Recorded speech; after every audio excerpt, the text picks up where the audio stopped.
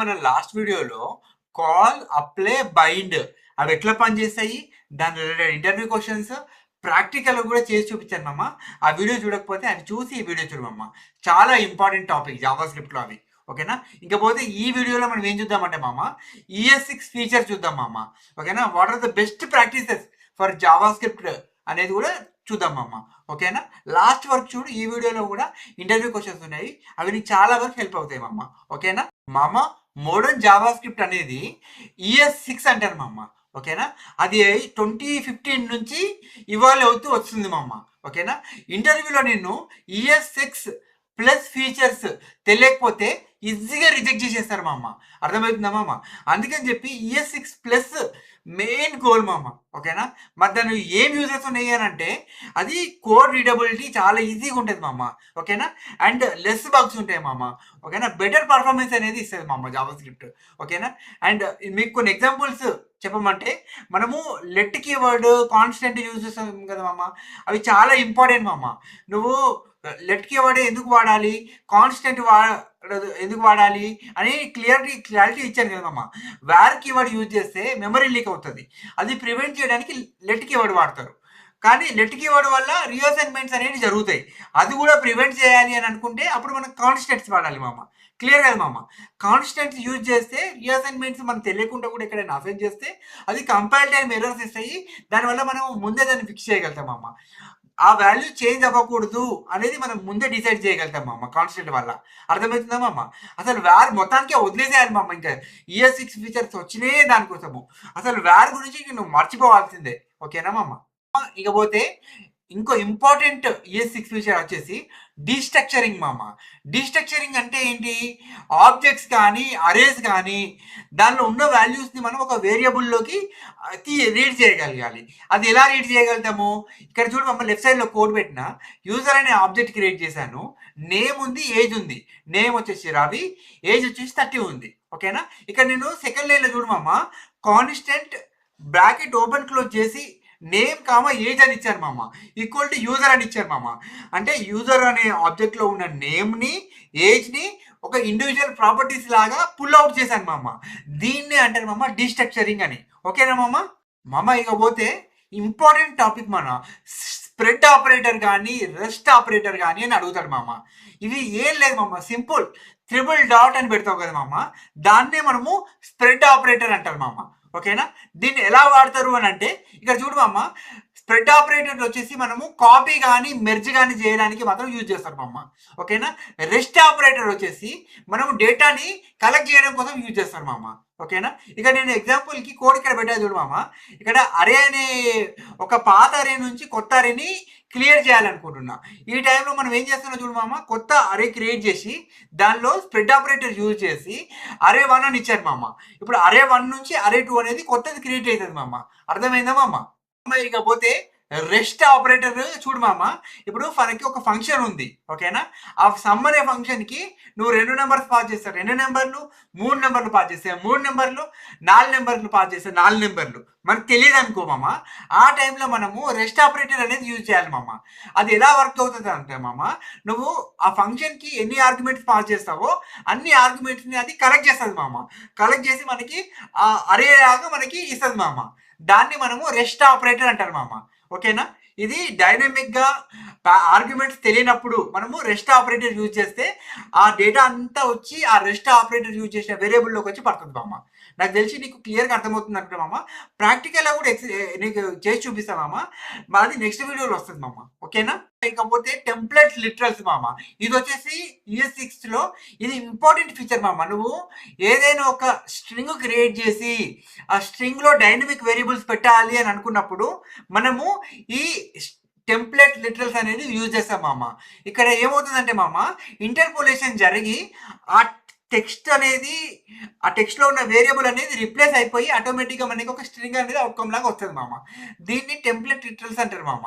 ఓకేనా? ఇది చాలా ప్లేసెస్లో మనం యూజ్ చేస్తాం మామ జావా స్క్రిప్ట్లో. ఓకేనా? ఇది మనము క్లీన్ సింటాక్స్ మామ. నువ్వు వేరియబుల్స్ పెట్టి ప్లస్ పెట్టి ఇలా రాయడం కంటే ఇది cleaner way of writing the templates మామ. ఓకేనా మామ? పోతే మామ డిఫాల్ట్ పారామీటర్స్. ఓకేనా? ఒక ఫంక్షన్‌కి నువ్వు ఆర్గ్యుమెంట్స్ పాస్ చేయకపోతే డిఫాల్ట్ ఆర్గ్యుమెంట్ యూజ్ చేసుకోవాలి అని ఒక బిహేవియర్‌ని నువ్వు క్రియేట్ చేయాలనుకుంటే నువ్వు ఆ variable equal to some default value ఇవ్వచ్చు మామ. నువ్వు ఆర్గ్యుమెంట్ పాస్ చేయకపోతే నువ్వు ఏదైతే డిఫాల్ట్ ఆర్గ్యుమెంట్ పాస్ చేస్తున్నావో అది ఆటోమేటిక్‌గా తీసుకుంటది మామ. ఇది కూడా ES6 ఫీచర్ మామ. ఇది ఓల్డ్ జావాస్క్రిప్ట్‌లో లేదు. ఇది లేటెస్ట్ జావాస్క్రిప్ట్ ఫీచర్‌లో వచ్చింది మామ ఇది కూడా. ఓకేనా? ఇది కూడా చాలా ఇంపార్టెంట్ మామ. ఇకపోతే ES6 ఫీచర్స్‌తో పాటు లేటెస్ట్ జావాస్క్రిప్ట్‌లో మనకి మాడ్యూల్స్ అనేటివి చాలా ఇంపార్టెంట్ టాపిక్ మామ. నువ్వు ఒక ఫంక్షన్‌ని క్రియేట్ చేసి ఒక ఫైల్‌లో దాన్ని ఎక్స్‌పోర్ట్ చేసి వేరే ఫైల్‌లో ఇంపోర్ట్ చేయాలనుకున్నాం అనుకో, అలాంటి కేసెస్‌లో మనము ఈ మాడ్యూల్స్ అనే కాన్సెప్ట్ మనకి చాలా క్లియర్‌గా హెల్ప్ అవుతది మామ. ఇక్కడ మనము ఇంపోర్ట్ అని చెప్పి, ఎక్స్‌పోర్ట్ అని చెప్పి ఒక ఫంక్షన్‌ని ఎక్స్‌పోర్ట్ చేస్తే ఒక ఫైల్‌లో, అది ఇంకో ఫైల్‌లో ఇంపోర్ట్ అని యూజ్ చేసి ఆ ఫంక్షన్‌ని యూజ్ చేస్తాం మామ. ఇది లార్జ్ అప్లికేషన్‌లో ఇది చాలా మస్ట్ అండ్ షుడ్ మామ. నువ్వు పెద్ద పెద్ద అప్లికేషన్స్ మీద రియల్ టైంలో వర్క్ చేస్తున్నావు అని అంటే ఈ modules concept import to export అనేటివి 100కి 100% నువ్వు యూజ్ చేసి తీరుతావు మామ. ఇది స్కిప్ చేసి నువ్వు ఉండలేవు మామ. 100కి 100% ఇవి చాలా ఇంపార్టెంట్ మామ. ఓకేనా మామ? ఇకపోతే ఇక నార్మల్గా మనము యూజ్ చేసే బెస్ట్ ప్రాక్టీసెస్ గురించి మాట్లాడుకున్నాం మామ. మనము మనము ఏదైనా కోడ్ రాసినప్పుడు యూజ్ స్ట్రిక్ట్ అని యూజ్ చేయాలి మామ. దానివల్ల ఏమవుతుందంటే ఏమన్నా అన్నెసరీ మెమరీ లీక్స్ కానీ అన్నెసరీ రీక్రియేషన్స్ ఆఫ్ వేరియబుల్స్ కానీ ఏమైనా ఉంటే అది ఇగ్నోర్ చేస్తుంది మామ. ఓకేనా? ఇకపోతే మనము ఏదైనా కంపారిజన్ చేసినప్పుడు మనం ఎప్పుడు కూడా త్రిబుల్ ఈక్వల్ టు యూజ్ చేయాలి మామ. ఓకేనా? డబుల్ ఈక్వల్ టు యూజ్ చేయొద్దు మామ. ఓకేనా? మనం ఇంకా గ్లోబల్ వేరియబుల్స్ అసలుకే యూజ్ చేయొద్దు మామ. ఓకేనా? ఇకపోతే మనకి కాన్స్టెంట్ యూజ్ చేయడం వల్ల ఒక వేరియబుల్ ఒకసారి మాత్రమే క్రియేట్ అవుతుంది అని అసైన్ అవుతుంది మామ. మళ్ళీ అసైన్ అవ్వదు. ఓకేనా? దీన్ని ఇమ్యూటబిలిటీ అంటారు మామ. ఓకేనా? ఇంకా ఎర్రర్ హ్యాండ్లింగ్ కూడా మనం ప్రాపర్గా చేయాలి మామ. ట్రై క్యాచ్ యూజ్ చేయాలి. ఒకవేళ ప్రామిస్ అయితే కనుక క్యాచ్ ఫంక్షన్స్ ఆటోమేటిక్గా బైండ్ చేయాలి. ఓకేనా? ఇవన్నీ ఇంప్లిమెంట్ చేయాలి మామ. ఓకేనా? ఇక మనము ఏదో దొరికింది కదా అని చెప్పి పెద్ద పెద్ద ఫంక్షన్స్ ఉంటే మనం అలా రాయకూడదు మామ. చాలా చిన్న చిన్న ఫంక్షన్స్ డివైడ్ చేసి స్మాల్ మీనింగ్ఫుల్ ఫంక్షన్స్ అనేవి మనం క్రియేట్ చేయాలి మామ. ఓకేనా? Code should be readable and maintainable మామ దానివల్ల. ఓకేనా మామ? క్లియర్ కదా మామ? ఏ ఇంటర్వ్యూ క్వశ్చన్స్ ఉన్నాయి మామ. ఇంటర్వ్యూ క్వశ్చన్ కూడా లాస్ట్ వరకు చూడండి మామ. కింద కమెంట్ చేసి చెప్పండి మీరు ఏమైనా కొత్తగా నేర్చుకుంటే. ఓకేనా? What is ES6 and why it is important అని అడుగుతారు మామ. JavaScript related interview question. దానికి మనం ఏమైనా ఆన్సర్ చేయాలి? ES6 introduced modern JavaScript features that improves readability, maintainability and performance అని క్లియర్గా చెప్పాలి మామ. ఓకేనా? What is destructuring in JavaScript అని అడుగుతారు మామ ఇంటర్వ్యూలో క్వశ్చన్. దానికి మనం ఏమైనా ఆన్సర్ చేయాలి? A syntax to extract the values from an array or objects into a variables అని క్లియర్గా చెప్పాలి మామ. ఓకేనా మామ? What is the difference between spread operator and rest operator in JavaScript అని అడుగుతారు మామ. దానికి మనం ఏమైనా ఆన్సర్ చెప్పాలి? Spread operator used to expands the values but rest operator used to collect the values అని క్లియర్గా చెప్పాలి మామ. ఓకేనా మామ? Why should constant be preferred over let అని అడుగుతారు మామ జావాస్క్రిప్ట్ రిలేటెడ్ ఇంటర్వ్యూ క్వశ్చన్. దానికి మనం ఏమైనా ఆన్సర్ చెప్పాలి? It prevents accidental reassignments and also improves the code safety అని క్లియర్గా చెప్పాలి మామ. ఓకేనా? వాట్ ఆర్ టెంప్లేట్ లిటరల్స్ అని జావాస్క్రిప్ట్ రిలేటెడ్ ఇంటర్వ్యూ క్వశ్చన్ అడుగుతారు మామ. దానికి మనం ఏమని ఆన్సర్ చేయాలి? Strings that supports interpolation using backticks అని క్లియర్గా చెప్పాలి మామ. ఓకేనా? వాట్ ఆర్ జావాస్క్రిప్ట్ మాడ్యూల్స్ అని జావాస్క్రిప్ట్ రిలేటెడ్ ఇంటర్వ్యూ క్వశ్చన్ అడుగుతారు మామ. దానికి మనం ఏమని ఆన్సర్ చెప్పాలి?